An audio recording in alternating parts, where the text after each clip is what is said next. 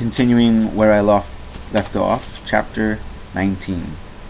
London was our present point of rest. We determined to remain several months in this wonderful and celebrated city. Clerval decided the intercourse of the men of genius and talent who flourished at this time. But this was with me a secondary object.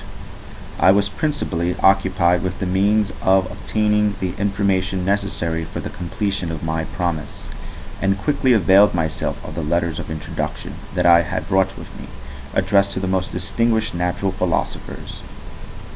If this journey had taken place during my days of study and happiness, it would have afforded me inexpressible pleasure.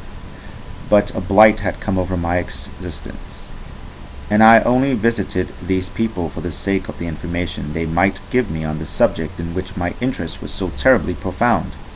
Company was irksome to me.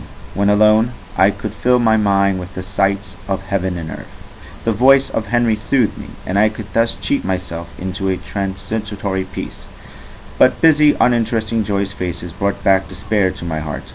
I saw an insurmountable barrier placed between me and my fellow men. This barrier was sealed with the blood of William and Justine, and to reflect on the events connected with those names filled my soul with anguish. But in Clerval I saw the image of my former self. He was inquisitive and anxious to gain experience and instruction. The difference of manners which he observed was to him an inexhaustible source of instruction and amusement. He was also pursuing an object he had long had in view. His design was to visit India, in the belief that he had in his knowledge of its various languages, and in the views he had taken of its society, the means of materially assisting the progress of European colonization and trade. In Britain only could he further the execution of his plan. He was forever busy, and the only check to his enjoyments was my sorrowful and dejected mind. I tried to conceal this as much as possible, but I might not debar him from the pleasures natural to one who was entering on a new scene of life, undisturbed by any care of bitter recollection. I often refused to accompany him, alleging another engagement, that I might remain alone. I now also began to collect the materials necessary for my new creation, and this was to me like the torture of single drops of water continually falling on the head. Every thought that was devoted to it was in extreme anguish, and every word that I spoke in allusion to it caused my lips to quiver and my heart to palpitate. After passing some months in London, we received a letter from a person in Scotland, who had formerly been our visitor at Geneva. He mentioned the beauties of its native country, and asked us if those were not sufficient allurements to induce us to prolong our journey as far north as Perth, where he resided. Clerval eagerly desired to accept this invitation, and I, although I abhorred society, wished to view again mountains and streams, and all the wondrous works with which nature adorns her chosen dwelling places. We had arrived in England at the beginning of October, and it was now February. We are currently determined to commence our journey towards the north at the expiration of another month. In this expedition, we do not intend to follow the great road to Edinburgh, but to visit Windsor, Oxford, Matlock, and the Cumberland Lakes, resolving to arrive at the completion of this tour about the end of July. I packed up my chemical instruments and the materials I had collected, resolving to finish my labors in some obscure nook in the northern highlands of Scotland. We quitted London on the 27th of March, and remained a few days at Windsor, rambling in its beautiful forest. This was a new scene to us mountaineers. The majestic oaks, the quantity of game, and the herds of stately deer were all novelties to us. From thence we proceeded to Oxford. As we entered this city, our minds were filled with the remembrance of the events that had been transacted there more than a century and a half before. It was here that Charles I collected his forces. This city had remained faithful to him, after the whole nation had forsaken his cause to join the standard of Parliament and liberty. The memory of that unfortunate king and his companions, the amiable Falkland, the insolent Goring, his queen and son, gave a peculiar interest to every part of the city, which they might be supposed to have inhabited. The spirit of elder days found a dwelling here, and we delighted to trace its footsteps. If these feelings had not found an imagery gratification, the appearance of the city had yet in itself sufficient beauty to obtain our admiration. The colleges are ancient and picturesque. The streets are almost magnificent. And the lovely Isis, which flows beside it through meadows of exquisite verdure, is spread forth into a placid expanse of waters, which reflects its majestic assemblage of towers and spires and domes, embosomed among aged trees. I enjoyed this scene, and yet my enjoyment was embittered both by the memory of the past and the anticipation of the future. I was formed for peaceful happiness.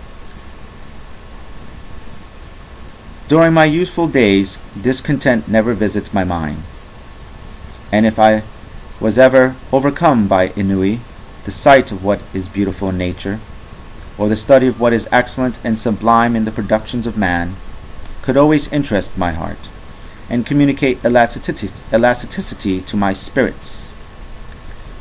But I am a blasted tree. The bolt has entered my soul, and I felt then that I should survive to exhibit what I shall soon cease to be, a miserable spectacle of wrecked humanity, pitiable to others, and intolerable to myself. We passed a considerable period at Oxford, rambling among its environs, and endeavoring to identify every spot which might relate to the most animating epoch of English history. Our little voyages of discovery were often prolonged by the successful objects that presented themselves. We visited the tomb of the illustrious Hamptons, and the field on which the Patriot fell. For a moment my soul was elevated from its debasing and miserable fears, to contemplate the divine ideas of liberty and self-sacrifice, of which these sites were the monuments and the remembrancers. For an instant, I dare to shake off my chains, and look around me with a free and lofty spirit. But the iron had eaten into my flesh, and I sank again, trembling and hopeless, into my miserable self. We left Oxford with regret, and proceeded to Matlock, which was our next place of rest. The country in the neighborhood of this village resembled, to a great degree, the scenery of Switzerland. But everything is on a lower scale, and the green hills want the crown of distant white Alps, which always attend on the piney mountains of my native country.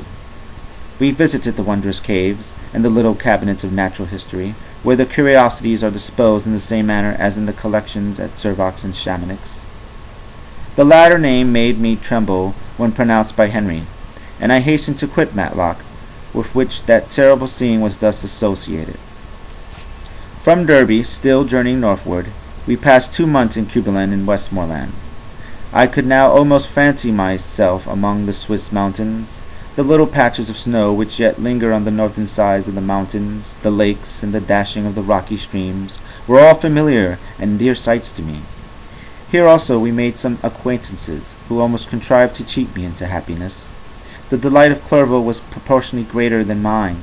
His mind expanded in the company of men of talent, and he found in his own nature greater capacities and resources than he could have imagined himself to have possessed while he associated with his inferiors. I could pass my life here, said he to me, and among these mountains I should scarcely regret Switzerland and the Rhine. But he found that a traveller's life is one that includes much pain amidst its enjoyments. His feelings are forever on the stretch, and when he begins to sink into repose, he finds himself obliged to quit that on which he rests in pleasure for something new, which again engages his attention, and which also he forsakes for other novelties. We had scarcely visited the various lakes of Cumberland and Westmoreland, and conceived an affection for some of the inhabitants, when the period of our appointment with our Scotch friend approached, and we left them to travel on.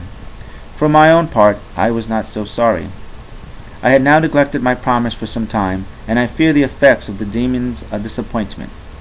He might remain in Switzerland, and wreak his vengeance on my relatives.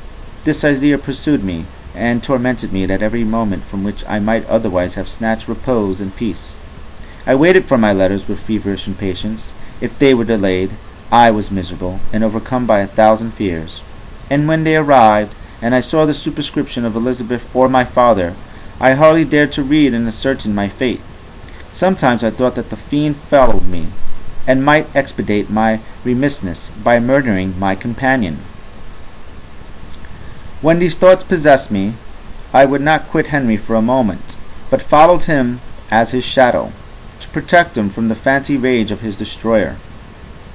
I felt as if I had committed some great crime, the consciousness of which haunted me. I was guiltless, but I had indeed drawn down a terrible curse upon my head, as mortal as that of crime. I visited Edinburgh with languid eyes and mind, and yet that city might have interested the most unfortunate being. Clerval did not like it so well as Oxford, for the antiquity of the latter city was more pleasing to him. But the beauty and regularity of the new town of Edinburgh, its romantic castle, and its environs, the most delightful in the world, Arthur's Seat, St. Bernard's Well, and the Petland Hills, compensated him for the change, and filled him with cheerfulness and admiration. But I was impatient to arrive at the termination of my journey. We left Edinburgh in a week, passing through Cupar, St. Andrews, and along the banks of the Tay to Perth, where our friend did us. But I was in no mood to laugh and talk with strangers, or enter into their feelings or plans with the good humor expected it from a guest, and accordingly I told Clerval that I wished to make the tour of Scotland alone.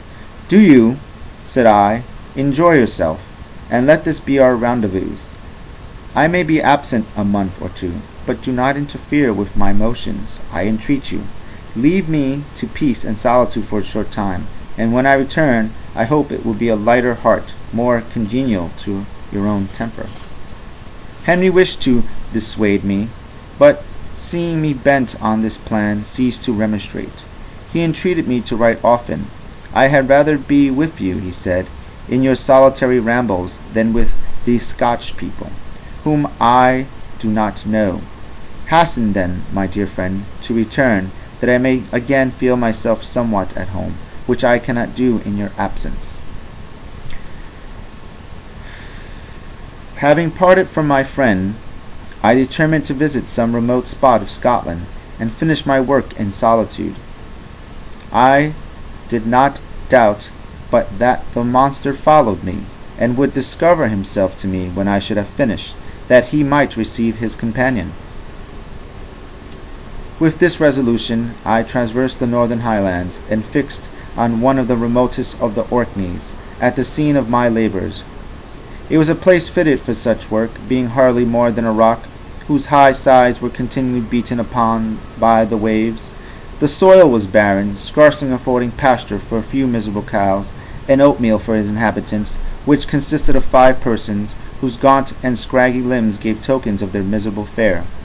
Vegetables and bread, when they indulged in such luxuries, and even fresh water was to be procured from the mainland, which was about 5 miles distant. On the whole island there were but 3 miserable huts, and one of these was vacant when I arrived. This I hired. It contained but 2 rooms, and these exhibited all the squalidness of the most miserable penury. The thatch had fallen in, the walls were unplastered, and the door was off its hinges. I ordered it to be repaired, brought some furniture, and took possession. An incident which would doubtless have occasioned some surprise had not all the senses of the cottagers been benumbed by want and squalid poverty. As it was, I lived ungazed at and unmolested, hardly thanked for the pittance of food and clothes which I gave. So much does suffering blunt even the coarsest sensations of men. In this retreat I devoted the morning to labor, but in the evening, when the weather permitted, I walked on the stony beach of the sea, to listen to the waves as they roared and dashed at my feet. It was a monotonous, yet ever-changing scene. I thought of Switzerland. It was far different from this desolate and appalling landscape. Its hills are covered with vines, and its cottages are scattered thickly in the plains. Its fair lakes reflect a blue and gentle sky, and, when troubled by the winds, their tumult is but as the play of a lively infant, when compared to the roarings of the giant ocean. In this manner, I distributed my occupations when I first arrived, but, as I proceeded in my labor, it became every day more horrible and irksome to me. Sometimes I could not prevail myself to enter my laboratory for several days, and other times I toiled day and night in order to complete my work. It was indeed a filthy process in which I was engaged. During my first experiment, a kind of enthusiastic frenzy had blinded me to the horror of my employment. My mind was intently fixed on the consummation of my labor, and my eyes were shut to the horror of my proceeding. But now I went to it in cold blood, and my heart often sickened at the work of my hands. Thus situated, employed in the most detestable occupation, immersed in a solitude where nothing could for an instant call my attention from the actual scene in which I was engaged, my spirits became unequal. I grew restless and nervous. Every moment I feared to meet my persecutor. Sometimes I sat with my eyes fixed on the ground, fearing to raise them, lest they should encounter the object which I so much dreaded to behold. I feared to wander from the sight of my fellow creatures, lest when alone he should come to claim his companion. In the meantime I worked on, and my labor was already considerably advanced. I looked towards its completion with a tremulous and eager hope, which I dare not trust myself to question, though which was intermixed with obscure forebodings of evil that made my heart sicken in my bosom. Chapter 20. I sat one evening in my laboratory. The sun had set, and the moon was just rising from the sea. I had not sufficient light for my employment, and I remained idled, in a pause of consideration of whether I should leave my labor for the night, or hasten its conclusion by an unremitting attention to it. As I sat, a train of reflection occurred to me, which led me to consider the effects of what I was now doing. 3 years before I was engaged in the same manner, and had created a fiend whose unparalleled barbarity had desolated my heart, and filled it for ever with the bitterest remorse. I was now about to form another being, of whose disposition I was alike ignorant. She might become 10,000 times more malignant than her mate, and delight, for its own sake, in murder and wretchedness. He had sworn to quit the neighborhood of man, and hide himself in deserts. But she had not, and she, who in all probability was to become a thinking and reasoning animal, might refuse to comply with a compact made before her creation. They might even hate each other, the creature who already lived lonesome in his own deformity, and might he not conceive a greater abhorrence for it when it came before his eyes in the female form. She also might turn with disgust from him to the superior beauty of man. She might quit him, and he be again alone, exasperated by the fresh provocation of being deserted by one of his own species. Even if they were to leave Europe and inhabit the deserts of the New World, yet one of the first results of those sympathies for which the daemon thirsted would be children, and a race of devils would be propagated upon earth who might make the very existence of the species of man a condition precarious and full of terror. Had I right for my own benefit to inflict this curse upon everlasting generations? Had I before been moved by the sophisms of the being I had created? Had I been struck senseless by his fiendish threats? But now, for the first time, the wickedness of my promise burst upon me. I shudder to think the future ages might curse me as their pest, whose selfishness has not hesitated to buy its own peace at the price, perhaps of the existence of the whole human race. I trembled, and my heart failed within me, when, on looking up, I saw by the light of the moon the daemon at the casement. A ghastly grin wrinkled his lips as he gazed on me, where I sat fulfilling the task which he had allotted to me. Yes, he had followed me in my travels. He had loitered in forests, hid himself in caves, or taken refuge in wide and desert heaths, and he now came to mark my progress and claim the fulfillment of my promise. As I looked on him, his countenance expressed the utmost extent of malice and treachery. I thought with a sensation of madness on my promise of killing another like to him, and trembling with passion, torn to pieces the thing on which I was engaged.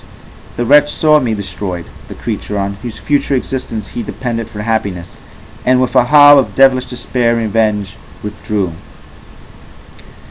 I left the room, and locking the door, made a solemn vow in my own heart never to resume my labors, and then, with trembling steps, I sought my own apartment. I was alone. None were near to dissipate the gloom, and relieve me from the sickening oppression of the most terrible reveries. Several hours passed, and I remained near my window gazing on the sea.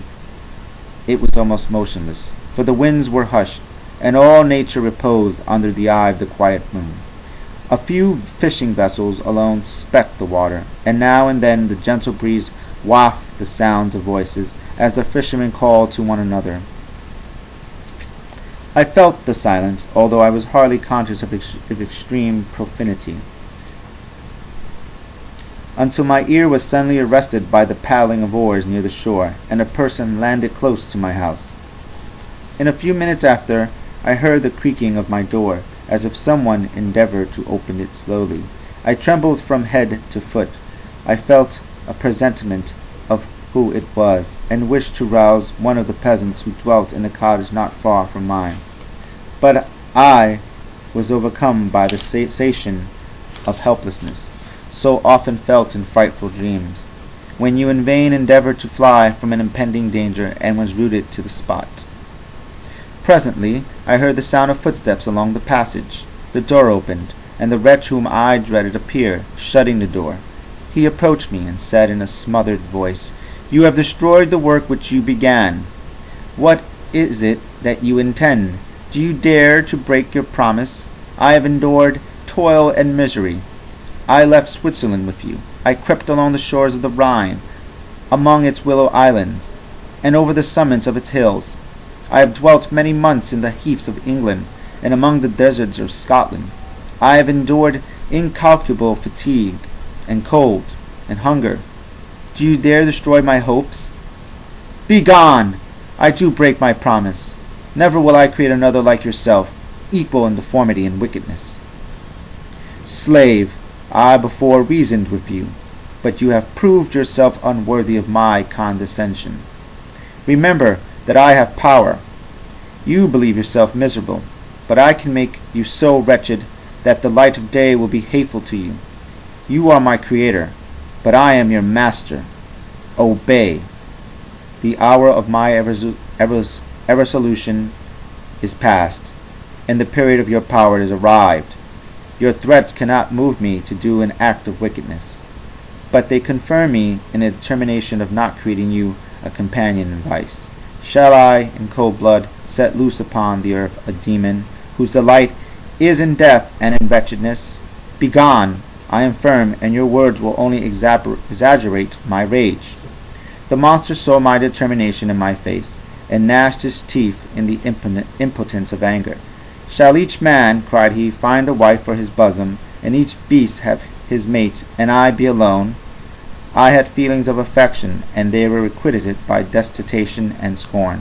Man, you may hate, but beware! Your hours will pass in dread and misery, and soon the bolt will fall, which must ravish from you your happiness forever. Are you to be happy while I grovel in the intensity of my wretchedness? You can blast my other passion, but revenge remains. Revenge, henceforth dearer than light or food. I may die, but first you, my tyrant and tormentor, shall curse the sun that gazes on your misery. Beware, for I am fearless and therefore powerful. I will watch with the willingness of a snake, that I might sting with its venom. Man, you shall repent of the injuries you inflict. Devil, seize, and do not poison the air with these sounds of malice. I have declared my resolution to you, and I am no coward to bend beneath words. Leave me, I am exorable. It is well, I go, but remember, I shall be with you on your wedding night. I started forward and exclaimed, Villain, before you sign my death warrant, be sure that you are yourself safe. I would have seized him, but he eluded me, and quitted the house with precipitation. In a few moments I saw him in his boat, which shot across the waters with an arrowy swiftness, and was soon lost amidst the waves. All was again silent, but his words rung in my ears. I burned with rage to pursue the murder of my peace, and precipitate him into the ocean. I walked up and down my room hazily and perturbed, while my imagination conjured up 1,000 images to torment and sting me. Why had I not followed him, and closed with him in mortal strife? But I had suffered him to depart, and he had directed his course towards the mainland. I shuddered to think who might be the next victim sacrificed to his insatiate revenge. And then I thought again of his words, "I will be with you on your wedding night." That then was the period fixed for the fulfillment of my destiny. In that hour I should die, and at once satisfied and extinguish his malice. The prospect did not move me to fear, yet when I thought of my beloved Elizabeth, of her tears and endless sorrow, when she should find her lover so barbarously snatched from her, tears, the first I had shed for many months, streamed from my eyes, and I resolved not to fall before my enemy without a bitter struggle. The night passed away, and the sun rose from the ocean. My feelings became calmer, if it may be called calmness, when the violence of rage sinks into the depths of despair. I left the house, the horrid scene of the last night's contention, and walked on the beach of the sea, which I almost regarded as an insuperable barrier between me and my fellow creatures. Nay, a wish that such should prove the fact stole across me. I desire that I may pass my life on the barren rock, wearily, it is true, but uninterrupted by a sudden shock of misery. If I returned, it was to be sacrificed, or to see those whom I most loved died under the grasp of demon whom I had myself created. I walked about the isle like a restless spectre, separated from all its love, and miserable in the separation. When it became noon, and the sun rose higher, I lay down on the grass, and was overpowered by a deep sleep. I had been awake the whole of the preceding night. My nerves were agitated, and my eyes inflamed by watching and misery. The sleep which now I sunk refreshed me, and when I awoke I again felt as if I belonged to a race of human beings like myself, and I began to reflect upon what had passed with greater composure. Yet still the words of the fiend rung in my ears like a death knell. They appeared like a dream, yet distinct and oppressive as reality. The sun had far descended, and I sat still on the shore, satisfying my appetite, which had become ravenous, with an oaten cake, when I saw a fishing boat land close to me, and one of the men brought me a packet. It contained letters from Geneva, and one of them from Clerval, entreating me to join him. He said that he was wearing away his time fruitlessly where he was. The letters from the friends had formed in London desired his return to complete the negotiation they had entered into for his Indian enterprise. He could not any longer delay his departure, but as his journey to London might be followed every sooner than he now conjectured by his longer voyage, he entreated me to bestow as much of my society as I could spare. He besought me, therefore, to leave my solitary isle, and to meet him at Perth, that we might proceed southwards together. This letter in the degree recalled me to life, and I determined to quit my island at the expiration of 2 days. Yet, before I departed, there was a task to perform, on which I shuddered to reflect. I must pack up my chemical instruments, and for that purpose I must enter the room which I had been the scene of my odious work, and I must handle those utensils, the sight of which was sickening to me. The next morning at daybreak, I summoned sufficient courage, and unlocked the door of my laboratory. The remains of the half-finished creature whom I destroyed laid scattered on the floor, and as I almost felt as if I had mangled the living flesh of a human being. I paused to collect myself, and then entered the chamber. With trembling hand I conveyed the instruments out of the room, but I reflected that I ought not to leave the relics of my work to excite the horror and suspicion of the peasants, and I accordingly put them into a basket with a great quantity of stones, and laying them up, determined to throw them into the sea that very night.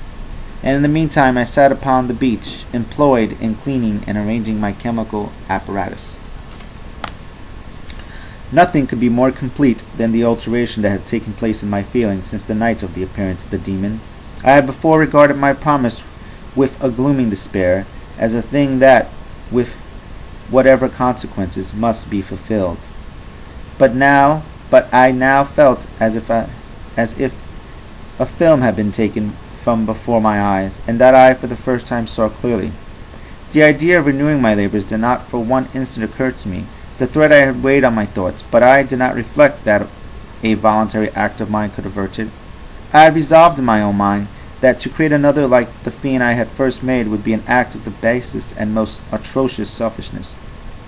and I banished from my mind every thought that could lead to a different conclusion. Between 2 and 3 in the morning, the moon rose, and I, then, putting my basket aboard a little skiff, sailed out about 4 miles from the shore. The scene was perfectly solitary. A few boats were returning towards land, but I sailed away from them. I felt as if I was about the commission of a dreadful crime, and avoided with shuddering anxiety any encounter with my fellow creatures.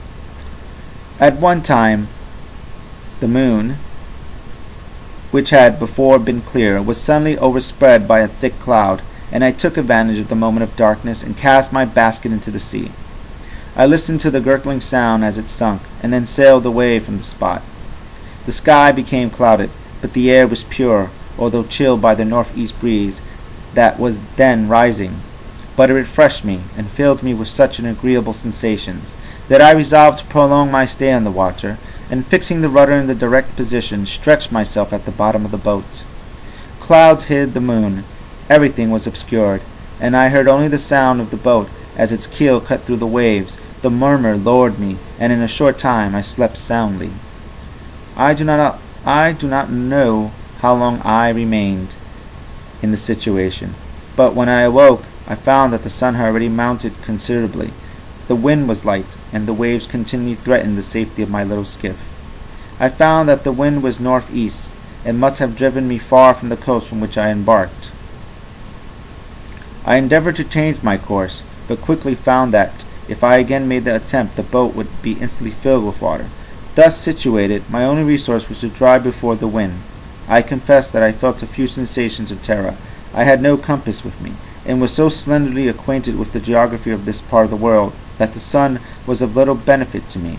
I might be driven into the wide Atlantic, and feel all the tortures of starvation, or be swallowed up in the immeasurable waters that roared and buffeted around me.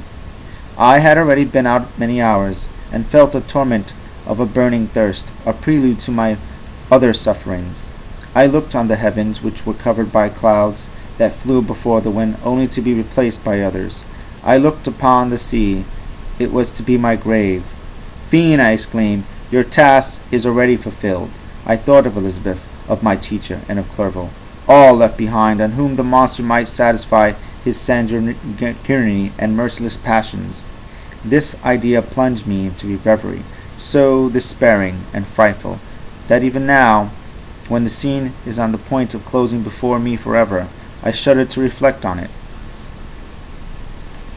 Some hours passed thus, but by degrees, as the sun declined towards the horizon, the wind died away into a gentle breeze, and the sea became free from breakers. But these gave place to a heavy swell. I felt sick, and hardly able to hold the rudder, when suddenly I saw a line of high land towards the south. Almost spent as I was by fatigue and the dreadful suspense I endured for several hours, this sudden certainty of life rushed like a flood of warm joy to my heart, and tears gushed from my eyes. How mutable are our feelings, and how strange is that clinging love we have of life even in the excess of misery. I constructed another sail with a part of my dress, and eagerly steered my course toward the land. It had a wild and rocky appearance, but as I approached nearer, I easily perceived the traces of cultivation. I saw vessels near the shore, and found myself suddenly transported back to the neighborhood of civilized man. I carefully traced the windings of the land, and hailed the steeple which I at length saw issuing from behind a small promontory. As I was in a state of extreme debility, I resolved to sail directly towards the town, as a place where I could almost easily procure nourishment. Fortunately, I had money with me. As I turned the promontory, I perceived a small, neat town and a good harbor, which I entered, my heart bounding with joy on my unexpected escape. As I was occupied in fixing the boat and arranging the sail, several people crowded towards the spot. They seemed much surprised at my appearance, but instead of offering me any assistance, which, together with gestures that any other time might have produced in me a slight sensation of alarm, as it was, I was merely remarked that they spoke English, and I therefore addressed them in that language. "My good friends," said I, Will you be so kind as to tell me the name of this town and inform me where I am?" "You will know that soon enough," replied a man with a hoarse voice. "Maybe you are come to a place that will not prove much to your taste, but you will not be consulted as to your quarters, I promise you."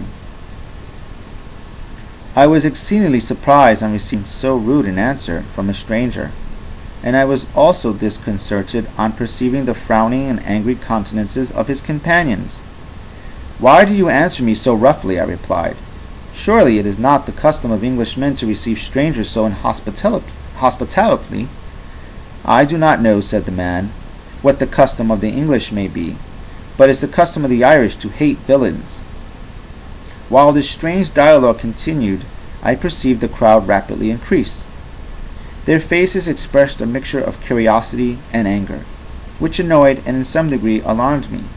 I inquired the way to the inn, but no one replied. I then moved forward, and a murmuring sound arose from the crowd as they followed and surrounded me, when an ill-looking man approaching tapped me on the shoulder and said, "Come, sir, you must follow me to Mr. Kerwin's to give an account of yourself." "Who is Mr. Kerwin? Why am I to give an account of myself? Is not this a free country?" "Aye, sir, free enough for honest folks. Mr. Kerwin is a magistrate, and you are to give an account of the death of a gentleman who was found murdered here last night." This answer startled me, but I was presently recovered myself. I was innocent. That could easily be proved. Accordingly, I followed my conductor in silence, and was led to one of the best houses in the town. I was ready to sink from fatigue to hunger, but being surrounded by a crowd, I thought it politic to rouse all my strength, that no physical debility might be construed into apprehension or conscious guilt. Little did I then expect the calamity that was in a few moments to overwhelm me, and extinguish in horror and despair all fear of ignominy or death. I must pause here, for it requires all my fortitude to recall the memory of the frightful event which I am about to relate in proper detail to my recollection. Thank you for watching it. Watching this video, give it a thumbs up or a thumbs down. Leave a comment below if you like, subscribe, or just keep watching, and I will see you in the next video. Bye.